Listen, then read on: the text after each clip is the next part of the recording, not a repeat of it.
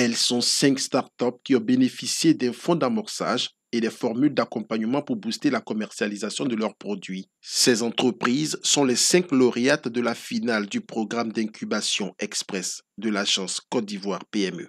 La valeur ajoutée, c'est de pouvoir électroniquement payer les tickets avec un accès sur les lieux de transport ou d'événements. En même temps, on contrôle la température des personnes pour le Covid. Les 5 millions vont servir pour développer encore mieux l'application et acheter du matériel.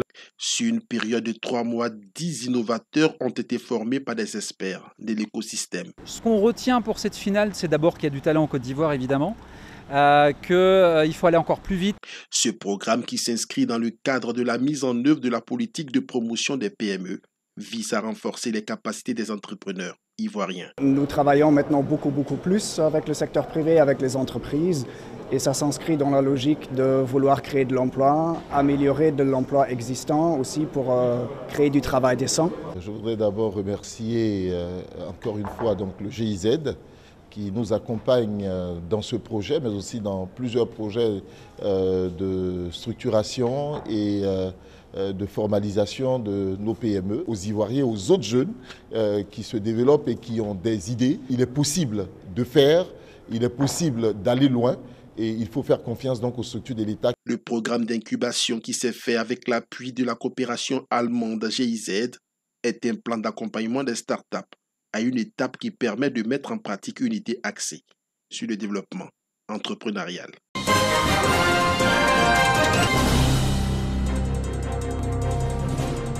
C'est connu. Pour leurs vertus, des plantes sont utilisées soit dans la production de médicaments, soit dans le cosmétique. Mais qui de l'État ou des communautés du territoire où se trouvent ces plantes doivent-ils en autoriser l'accès ? À la fois l'État et les communautés locales, répond le protocole Nagoya via l'APA, entendez, accès aux ressources génétiques et le partage juste et équitable des avantages découlant de leur utilisation. Mais pour qu'on donne l'autorisation, il faut qu'on s'accorde avec l'entreprise ou bien l'individu qui ambitionne d'exploiter la plante. Si le partage éventuel des avantages qui pourraient résulter de la valorisation qui sera faite. Les chefs traditionnels des régions sont donc mobilisés pour connaître les droits reconnus par l'APA à leur communauté. Détentrices des territoires, des plantes et des connaissances traditionnelles associées, seules habilitées à promouvoir et protéger ces connaissances, habilitées aussi à accorder l'accès à ces ressources, seules également à s'accorder avec l'usager sur l'utilisation et les éventuels échanges qu'il entend faire des plantes. Nous avons des représentations non seulement au niveau régional, mais aussi au niveau de tous les villages. Donc s'il y a un message à passer, la Chambre est la structure la mieux indiquée pour faire la promotion de l'APA. Il existe au niveau international un centre d'échange. Et ce centre d'échange-là, il permet que ce permis qui est délivré lorsqu'on rentre les informations, il devient un permis internationalement reconnu. Donc tous les pays qui ont ratifié le protocole voient qu'un permis a été délivré en Côte d'Ivoire. Comme ça, celui qui prend la ressource pour partir, quand il sera en train de faire des utilisations frauduleuses, ils font le retour au pays pour que les règlements de différends ou les procédures soient déclenchées à l'effet d'arrêter.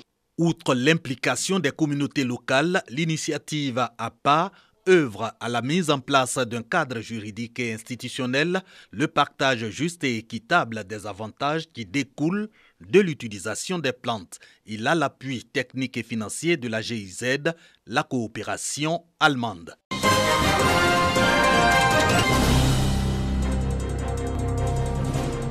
Kondoukro, sous-préfecture de Djebounoua.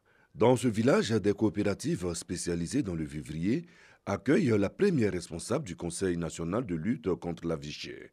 Dr Annie Didis Bakone est venue s'imprégner de leurs conditions de travail. De Kondoukro à Kwasiblikro, ces acteurs de la chaîne de production et de commercialisation rencontrent effectivement des difficultés. On a besoin des produits, des semences pour travailler. Nous n'avons pas un revendeur fixe. Je veux dire que le ministère n'est qu'à peut-être appuyer les producteurs pour qu'on puisse avoir local, pour ne pas que les autres là aussi envoient pour eux. À Diabo, les coopératives visitées exposent leurs souffrances. Les femmes sont exposées au soleil. Nous avons notre marché qui est entre la carrière et la cimenterie. Donc nous voulons construire ce marché.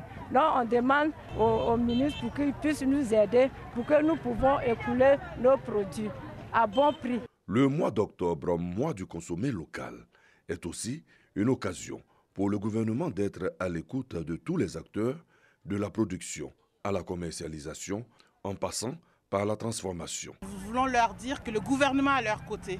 Le ministre du Commerce et de l'Industrie, M. Souleymane Diarra-Souba, est avec elles et les encourage. Et tout ce que nous pouvons faire pour les accompagner sera fait.